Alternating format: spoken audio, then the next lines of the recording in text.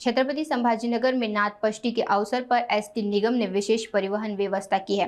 पैठण में नाथपंचमी यात्रा के लिए विशेष बसों का संचालन किया गया है ताकि यात्रा में आने वाले श्रद्धालुओं को किसी भी प्रकार की असुविधा का सामना न करना पड़े। नाथपंचमी के पावन अवसर पर छत्रपति संभाजीनगर में एसटी निगम ने व्यापक प्रबंध किए हैं। यह यात्रा जिले की सबसे महत्वपूर्ण तीर्थ यात्राओं में से एक मानी जाती है, जिसमें बड़ी संख्या में श्रद्धालु पैठण पहुंचते हैं। यातायात सूचना अधिकारी के अनुसार एसटी निगम ने विशेष बस सेवाओं की योजना बनाई है, जिससे यात्रियों को सुगम और सुविधाजनक परिवहन मिल सके।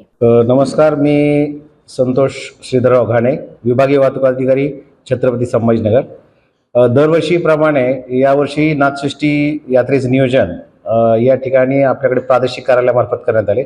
यावेळेसची विशेष खास बाब म्हणजे माननीय प्रादेशिक व्यवस्थापक यांनी पैठण आगारामध्ये 4 डिव्हिजनची बैठक आयोजित केली। याच्यामध्ये छत्रपती संभाजीनगर, नंतर अहिल्यानगर, बीड आणि जालना या 4 डिव्हिजनचा अंतर्भाव होता व 4ही डिव्हिजनचे त्या ठिकाणी विभाग नियंत्रक सदर बैठकीस उपस्थित होते। ज्या प्रवाशांची सोय करण्याची प्रत्येक विभागाला जबाबदारी दिली, त्यामध्ये छत्रपती संभाजीनगर विभागासाठी 80 बसेसची व्यवस्था नाथषष्ठीसाठी देण्यासंदर्भात प्रादेशिक व्यवस्थापक यांनी आदेश दिले।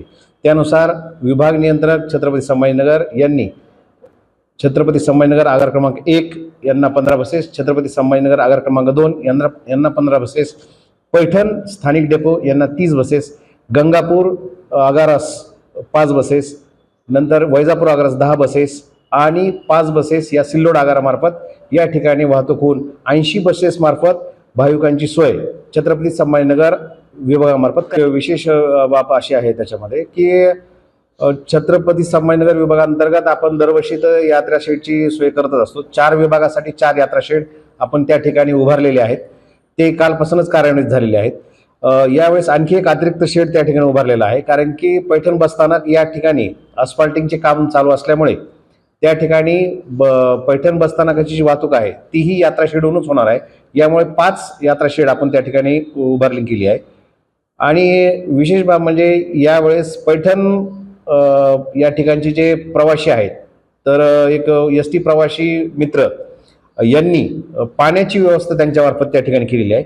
त्यासाठी एक आपण स्वतंत्र शेडची व्यवस्था त्यांना करून देण्यात आली आहे। सदर संघटनेमार्फत, प्रवासी संघटनेमार्फत रोज त्या ठिकाणी त्यांनी 100 जार भाविकांसाठी उपलब्ध करून दिलेले आहेत। छत्रपती संभाजीनगर आगार क्रमांक 1 व छत्रपती संभाजीनगर आगार क्रमांक 2 या ठिकाणी आपल्या ठिकाणी रोटरी क्लब मार्फत ची सिस्टीम बसवलेली आहे व त्या ठिकाणीही पिण्याची पाण्याची व्यवस्था आपण त्या ठिकाणी केलेली आहे। यावेळेस आपण दरवर्षीप्रमाणे यावेळेस आपण वाहतूक आदेश काढून त्यामध्ये विभागीय कार्यालयातील कर्मचारी, अधिकारी यांचे पाळीनिहाय कर्तव्य निश्चित करून त्या ठिकाणी त्यांचे ड्युटी त्यांना देण्यात आलेली आहे व त्यानुसार कालपासूनच सर्व कर्मचाऱ्यांच्या ड्युट्या त्या ठिकाणी चालू झाल्यात। नाथषष्ठी हा मुख्य दिवस असल्यामुळे उद्या त्या ठिकाणी अतिरिक्त स्टाफ वाहतूक व्यवस्था सांभाळण्यासाठी उपस्थित राहणार आहे। प्रवासी आणि भाविकांचा ओघ नक्कीच यावर्षी वाढलेला आहे।